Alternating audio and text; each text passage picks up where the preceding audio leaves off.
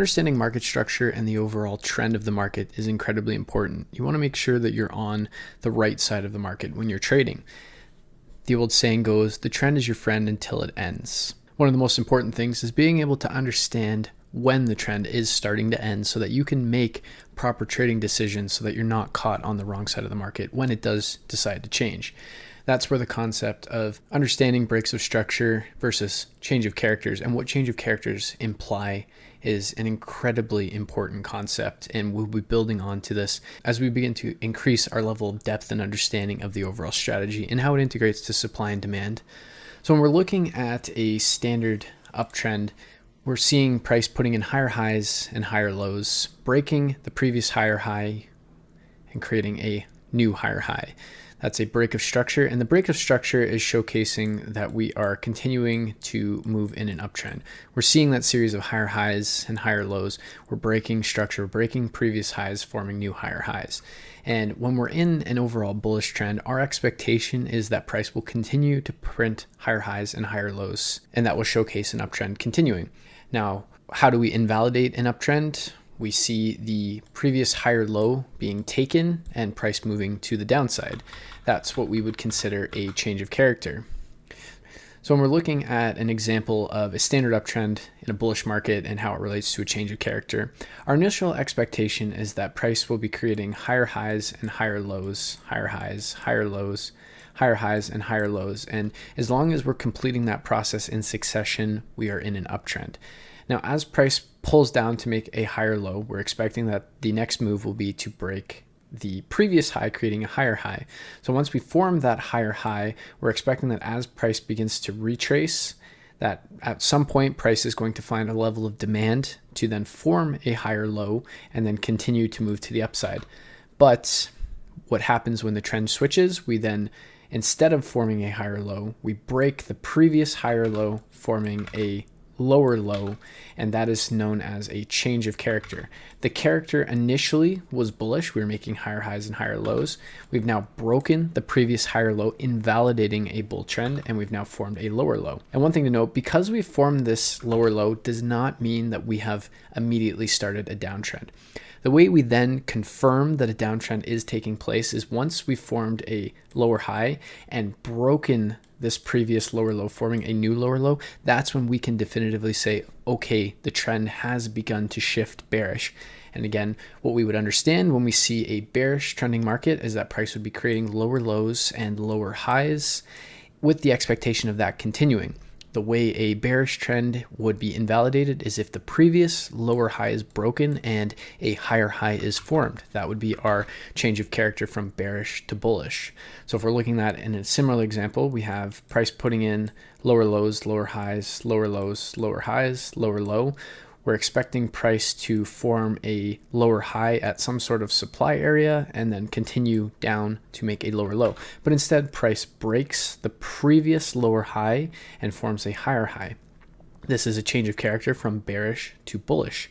Again, though, we haven't actually confirmed that price is in fact moving bullish. The only way we can truly confirm that the trend has switched to bullish is we need to see price print a higher low and move to the upside, breaking the previous higher high to form a second higher high. Once we see that, we then enter the same framework of higher highs and higher lows. And we're going to see this happening time and time again on charts where we'll go bullish to bearish to bullish to bearish. Ultimately, when we go back to understanding multi-time frame structure, this is exactly what's happening on a lower time frame when we relate it to a higher time frame. So for example, if a 4-hour is putting in a series of lower lows and lower highs, so what we would see on a 15-minute in this point of area, when we form the lower low and we're starting to create the lower high, generally speaking, the 15-minute is going to have to switch from bearish to bullish. That change would be called a change of character.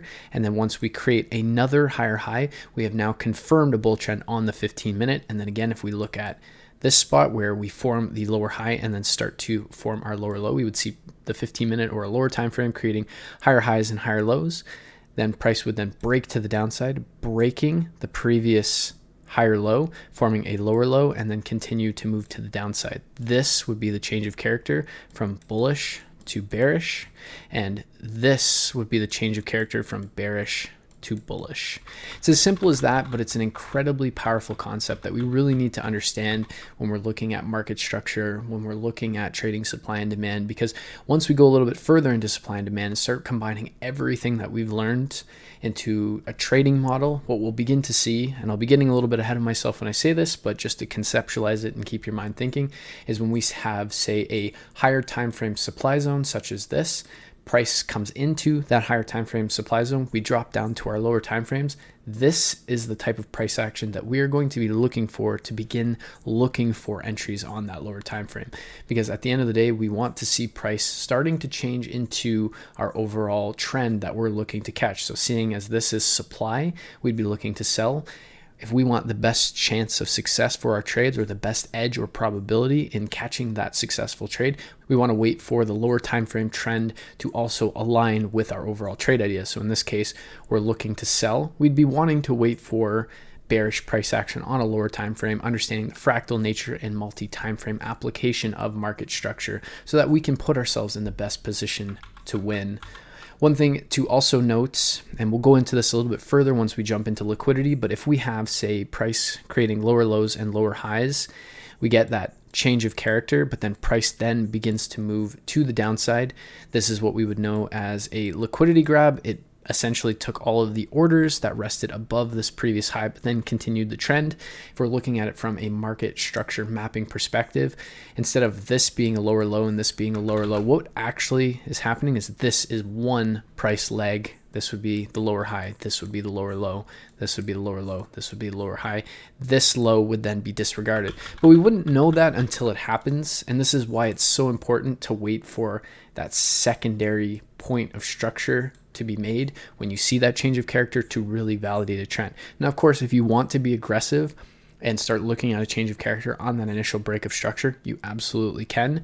But if you wait for that secondary break of structure to confirm the trend, you're putting yourself in a better position to win. You're waiting for more confirmation.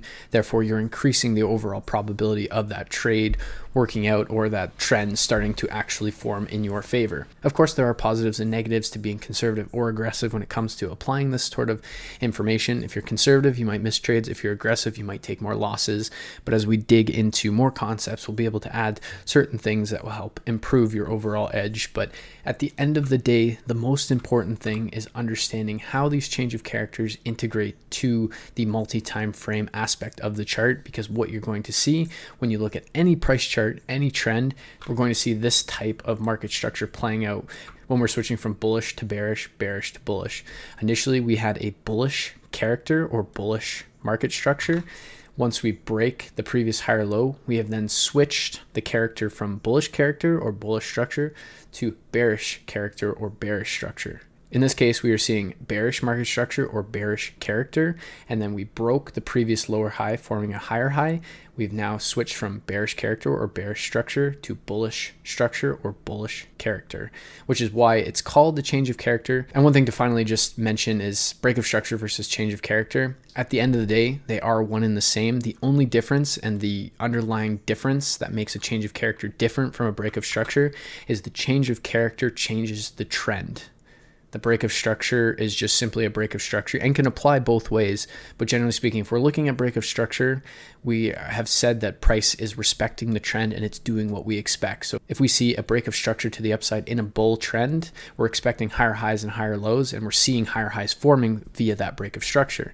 Now, if we're seeing higher highs and higher lows, but then that higher low is broken via break of structure, that's a change of character. Again, a change of character is a break of structure that changes trend. A break of structure is simply a break of structure, but more often than not, we gear it towards trending markets, because at the end of the day, it only really takes one opposite break of structure to change a trend. So therefore, a change of character is one point of a break of market structure. So what I recommend doing now is just really familiarizing yourself with this concept, how it relates. It's not an overly complex concept to understand conceptually, but it is something so powerful and something that we're going to be using a heck of a lot as we continue to, as we begin to deepen your understanding of supply and demand, as we begin to deepen all of the concepts being put together. Because what we can start to see when we're looking at changes of character, we have a demand zone. We're expecting demand to be respected for price to put in a higher high, for example. but instead demand fails, and what we end up seeing is supply being respected. And like I said in the market structure videos, if we see supply being respected and demand failing, we're in a downtrend and we're expecting lower lows and lower highs. If we're in an uptrend and we're seeing demand being respected and supply failing, then we're in a uptrend and we're expecting higher highs and higher lows. Now on the flip side, if we're seeing demand being respected and supply failing, and then all of a sudden demand fails and supply becomes respected, we've seen a change of character. And we can apply that whether we're using market structure or we're using supply and demand, because at the end of the day, what we're able to do is we can derive market structure from supply and demand, because they are one and the same. Market structure just gives us a little bit slightly different lens or framework that we can understand and use to trade. But it's as simple as that in terms of changes of characters and how they apply to the overall market. So definitely make sure that you understand this concept and are able to apply it on the charts.